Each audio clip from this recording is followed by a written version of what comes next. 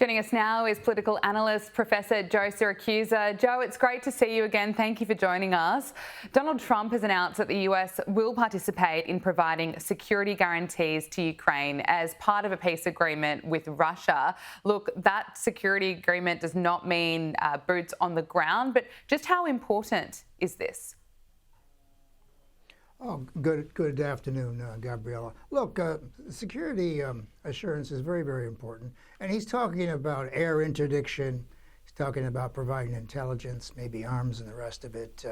Look, Americans are in no mood to put any more boots on the ground. I mean, that's Donald Trump's sort of promise to MAGA and to the American people. We've seen enough of that, at least in my lifetime. And, you know, Donald Trump's not one of these guys who can go to Arlington Cemetery or some Air Force base and salute all the bodies coming off an airplane. He doesn't want to do that. You know, he wants to win these wars with American technology, and that is with air wars. So he's trying to make the meeting with Putin and Zelensky a little more real. He's trying to give the Europeans a little more assurance. And, you know, Gabriella, I'm a big student of American diplomacy. I've been studying it for 50 years. And Benjamin Franklin liked to say, when it came to human lives, there was no war that was any good and no peace that was bad. And, you know, if Donald Trump can contribute to ending the killing there, and, you know, Ukraine's sort of a basket case. A quarter of its people have gone. A lot of its industrial structure has been destroyed. A lot of things that ended, you know, they're living on handouts, as a matter of fact. And Trump wants to put him on the road to recovery. Now, Putin, of course, has proved his point about creeping NATO obligations and the rest of it. He never wanted NATO on his doorstep. He didn't want advanced weapon systems. He didn't want anyone fooling around the nuclear balance of terror. Now, I know a lot of people in the American press have lambasted President Trump and the rest of it, and they said he was too kind to Putin.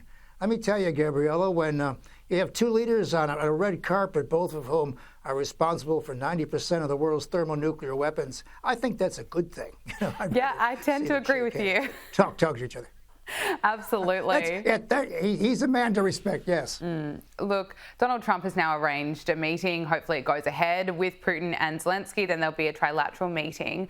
What can we expect from those meetings? I suppose how many more meetings will there have to be to eventually bring an end to the war if hopefully we get to this point?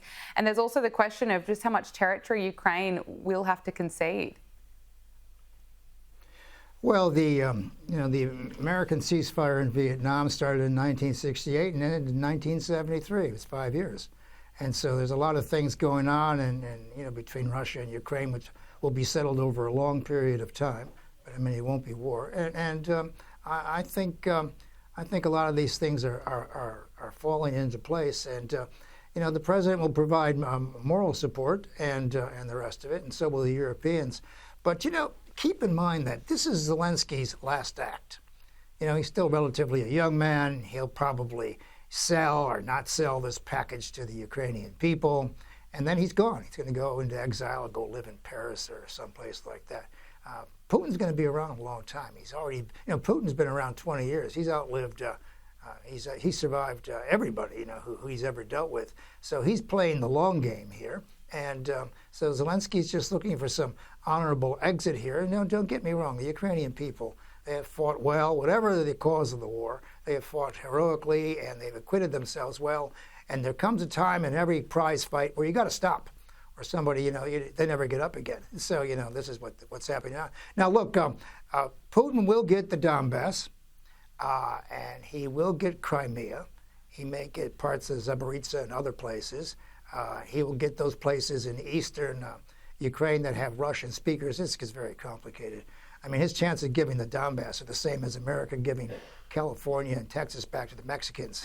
Ain't going to happen. Just ain't going to happen. So, you know, there'd be a smaller Ukraine, which is still very large. But look, Ukraine and Russia are part of Europe. You can't make it go away. And so, you know, there has to be some kind of accommodation. Yeah, it's going to be bittersweet, you know, from time to time, but they're just going to have to come to some arrangement here. And if Donald Trump, and I said this, you know, whether people like Trump or not, his personal diplomacy skills, his summit diplomacy skills, are right off the charts, Gabriella, because he can do things that other people can't do. I mean, he's the first president in modern times who said, I'll go to North Korea or I'll go to Singapore and talk to Chairman Kim, and we'll have a hamburger and a Coke, and we'll talk about nuclear weapons. And sure enough, for the next 3 years, Chairman Kim didn't threaten the United States or build anything or do anything like that. So, you know, Trump has his ways, the one-on-one. But he's gone from a ceasefire to a permanent fixture, a permanent peace, which tell you, it isn't too far away from that. But these take a long period of time, and say the Americans and the North Vietnamese and the Vietnamese lost a lot of lives between 1968 and 1973. And you know, when you start killing each other, it takes a while to get off this diet of revenge. You know, it's a hard pill to swallow. How are Ukrainians feeling at the moment? A new poll shows that almost 70% want to see a negotiated end to the war. Here's this analysis on CNN.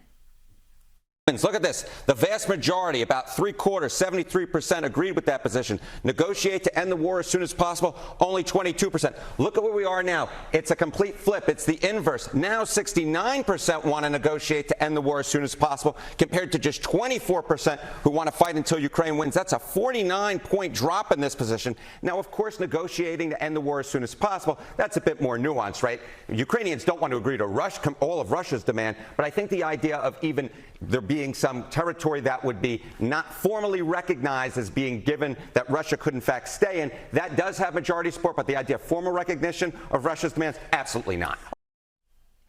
Joe, what do you make of that? And also, what's your sense? Is there a bit of this renewed hope or energy that progress is being made? I think the Ukrainian people want to call it a day. Look, in the modern era, that is, nations who get polled on these things, they usually regret. They think things are a mistake 2-3 years later, whatever war it is. With the exception of the Second World War, Americans thought the First World War was a mistake, Korean War, Vietnam War, and all the rest of it. Look, the Ukrainians would like to get out of this. They're giving Zelensky the moral card here to negotiate on their behalf. And so they're not too fussed about the fine lines. I mean, it's just going to be messy. They know that. But this idea that nothing is going to happen until Putin gives things back, that's not true. I mean, Putin has been warning the West now for 20 years about the creeping mission of NATO. George Kennan warned the American people about it. Ambassador Burns advised the American people against it, and French politicians in the past, you know, all kinds of people would see that this was a mistake. And but anyway, I think the balance of power has been restored on the borderlands of Russia and Ukraine. And Ukraine, by the way, was a staunch member of the Soviet Union for about 50 years. They had a lot of nuclear weapons there, great scientists and technicians and all the rest of it. It's not like Ukraine is dealing with somebody from Mars here. They know exactly what the playbook is like. They were good former Soviet soldiers and citizens. And so this idea that they're dealing with an alien being, that's not true at all. They know exactly what they have to do to make this come to an end. You know, at the end of the day, I just think people who fled Ukraine would like to go home, restore their lives, but it's going to take a long, long time to put Humpty Dumpty back together. Professor Joe Siracusa, thank you so much for joining us. Really appreciate it. Thank you.